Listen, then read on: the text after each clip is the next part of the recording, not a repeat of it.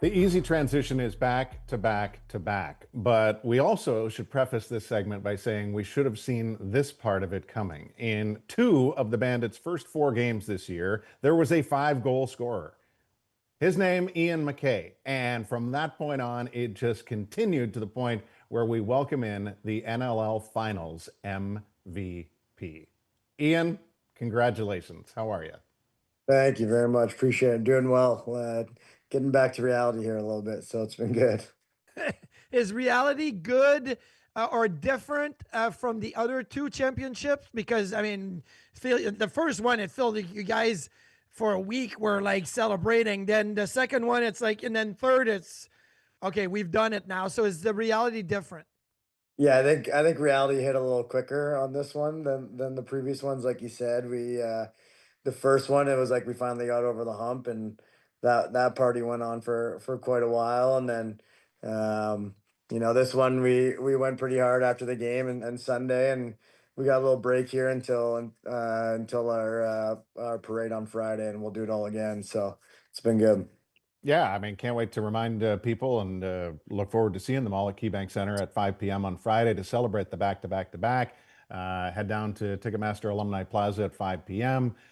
Ian and company will be arriving around the stage roughly 5:30. Celebration includes everything you would expect it to include. And boy, have they been good parties the last couple of years. Ian, how did it unfold this time around from an in-game standpoint, based on the nature of the series and just how it seemingly snapped right back into Bandit place in the second half on Saturday?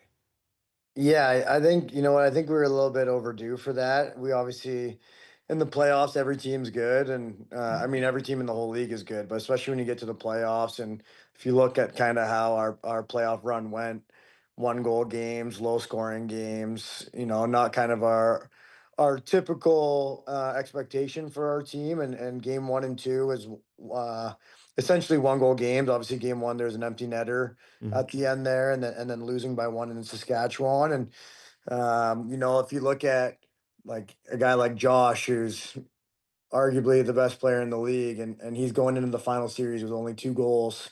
You're kind of just waiting and expecting for him to go off eventually. And luckily for us, him and Cluche and the whole offense kind of really went off in the second half of that game, and we had a good run in the second quarter. Sass kind of came back a little bit going into halftime, and then we were able to kind of run away with it at the second half there. So it was just pretty unbelievable feeling. Was there a little speech action in at halftime by Coach John Tavares, or was it some of you guys leaders that are like, "Hey, we're up 7-3 with 10 minutes left, in the second quarter. Now all of a sudden it's 7-6, and this is a completely different feeling." You hear of the Herb Brooks, speeches or whatever. This is a big moment for you guys at halftime there.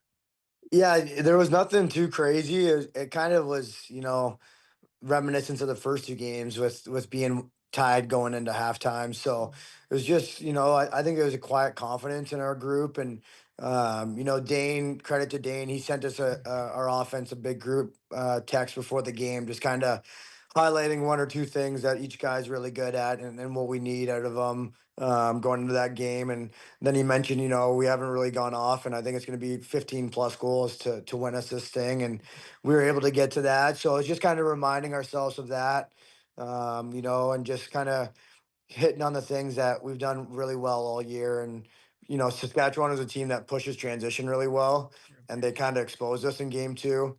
And that was something that we really wanted to focus on, and not give them opportunities. And in the first half, we gave them one or two too many than we would have liked. So that was kind of one of the bigger focuses going into halftime, especially going into the fourth quarter. It was like, they're really going to be pushing now. So we got to make sure we're doing a good job of taking that away. And I think we were able to do that. 53 goals for you this season, 37 in the regular season, 16 more in the playoffs, including seven in the finals win over Saskatchewan. Can you take yourself out of the team equation for a minute and just talk about maybe the pride that you're feeling in your individual game and how it came to be this way this year? Yeah, I mean, it's hard for me to take it out of the team setting because it's awkward for me to talk about myself. But ultimately, it was just doing whatever I could to help us win. And this year it was is playing offense. And obviously, like you mentioned early on, I had a couple good games early on, but it was a little awkward for me at first, kind of coming into a stacked offense and trying to find my place a little bit. And credit to everyone on the offense and JT for making me feel like home there, and and reaffirming that like I belong up there and trying to put me into good spots. And um, as games went on, I got more and more comfortable. And I'll give my fiance some credit going into game 3 before the game. She was like, like when you really like kind of took off and started playing well was after you proposed, right? So she likes to take the credit for it. And it's funny though, it's true. Like I really did start to kind of take off there. Middle to end of March going into playoffs. So it was obviously really cool, and I'm just happy that it was I could do something to help us win. And blind squirrel finds a net every now and again. So it's pretty cool. You were probably preoccupied and nervous about what was going to happen. And when it happened, the proposal, whew, it's like, okay, now I can relax and play. So there you go. Yeah, exactly. Okay, so your teammate Chase Frazier scored the behind the back goal in game 3. He had that beautiful between the leg goal against Vancouver in game 2. This or that, which one did you like better? The between the legs or the one behind the back? Because the behind the back was a big goal, making it 8-6 early in the second half. Yeah, I mean, both of them just incredible. I would say probably game 3, just where we were in the game and kind of what we needed there. It was also a little less risky and a little bit more him. So seeing the one in Saskatchewan, it was like one of those no no no and then celebrate moments, and happy it went in. But I mean, he's just such an incredible player, and you see him do these kind of shots in practice, and in practice you're like, please do not ever do that in a game or think about it. And he finds a way and finds the right time to do it, and it makes sense. And somehow he pulls these things off. And those are big momentum ones. Like in a game 3, imagine that happening against you. Like that's got to be pretty deflating, right? Like especially as a goalie, like you try to wash it quick, but I mean to have like another highlight reel goal scored on you, it must be tough. So credit to him to have the guts to be able to throw that. I would never do that, but pretty impressive all around. Well, you may be minimizing some of your spectacular goals this year, but that's understandable. I'm glad you mentioned right off the top in the realm of Josh having 9 points, Dane having 8 points, which you almost come to expect. There was a lot of uncertainty as to whether Chris Cluche could play, and he had a massive final game with 3 goals. I feel like many of you can get lost in the team success sometimes. Can you say a word or two about Cluche? Yeah, I don't know if I can say enough about how hard he worked to be able to play in game 3. And I was doing media after the game, and JT was talking about how he was a question mark, and going into game day probably wasn't in the lineup, and then that obviously changed. And um, seeing how banged up he was, and the state of his ankle, I don't know how he did it, but he worked so hard all week, was in PT every day, Mhm. the cryo, doing everything he could to get it right. And um, like I said, to see where it was and to see the guts he had in game 3, and to be able to play. And if you asked him, he probably didn't have the season and the series that he wanted statistically, but he stepped up in the biggest moment and put 3 big goals in for us to obviously help us get our end goal there. So I can't say enough good things about Cluche, and how hard he worked to be ready, and I'm just so happy for him. I'm used to hockey with home ice advantage and last change and the matchups and all of it. And it's obviously much different in lacrosse because you got your offense, your defense, you're switching all the time. But one thing that, if any team has, it's Bandit Land and that support and the building and all of it. Did you have goosebumps going into game 3, knowing that it was going to be one of those all time, the fans were going to show up. And it feels like it surprises everybody all the time, but it reaches new levels every year. Yeah, I mean, they're our backbone no matter what. I mean, to have 5 sellouts in the regular season is unheard of in the NLL. And you know, like you said, it shouldn't come to us as a surprise, but they show up all the time for us. And I get goosebumps every game after the national anthem and they start the "Let's Go Bandits" chant. Like, you just can't help it. Like, it's just unreal. And um, you know, they every goal, you know, all the chants, everything. It's unbelievable. And obviously there was some talk going into game 3 on the other side about, you know, that they're gonna try and quiet out the crowd and everything, and that no one from the crowd's coming out to set a pick on them or anything. But it's, I mean, it's undeniable that you can't not feel the Bandit Land's presence. And we're fortunate to have ended in first place and got the home field advantage, and it was definitely huge for us for If sure. necessary, do 20,000 Bandits fans need to text Matt Vince to convince him to come back? I mean, probably.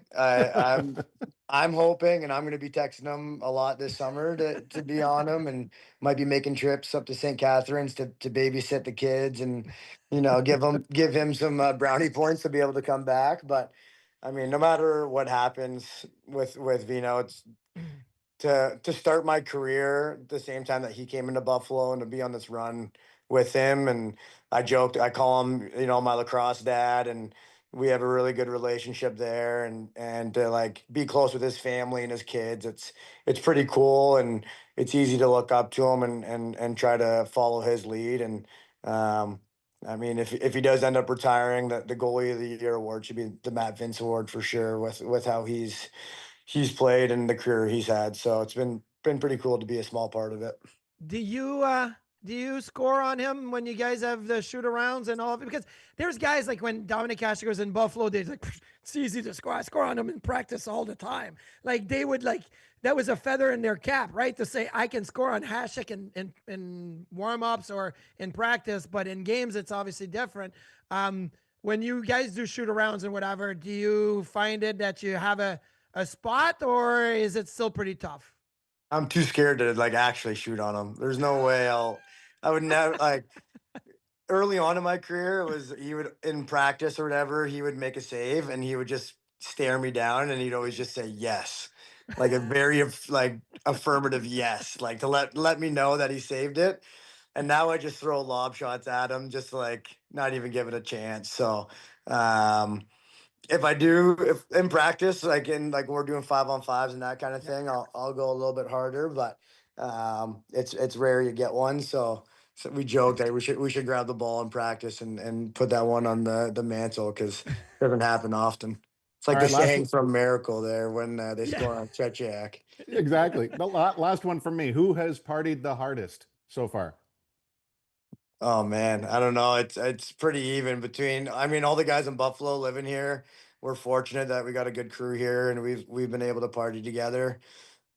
I'd probably have to give it to Dane, as much as I don't want to. He's it's been impressive. There might have been a Snapchat of him leaving the bar, sleeping in his fiance's car on the way home. So he put in a pretty good shift for sure.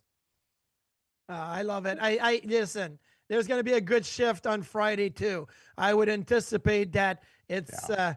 it's going to start with the parade and all of the party in the plaza, but I would think that some establishments will stay open a little later to Friday evening into Saturday night to make sure that everybody gets to celebrate. So that will be awesome. Congratulations. That was fantastic. I don't have any more questions, Duffer, because I'm just in We're awe that good. they were able to get the three-peat and you've been to 5 finals. It's amazing. Like, I mean, you can't make that stuff up. Yeah, it's been pretty cool, and hopefully we can keep this run going. But like you said, Friday will be a fun night. It's my birthday Saturday, so it's going to be Oh, a double whammy weekend for me. So it'll be fun to continue the celebration. All right, everybody's ready to wish you happy birthday on Friday. Ian, thank you, congratulations, and amazing memories made once again this year in Bandit Land. Thank you. Thank you guys. Appreciate it. Ian MacKay, NLL Finals MVP. See him and his mates celebrate back-to-back Alumni Plaza this Friday, 5 p.m. Players will take the stage soon after. Live music, entertainment, you name it, photo ops, everything you've come to expect when the Bandits win, as they often do. 7 NLL titles, most in league history.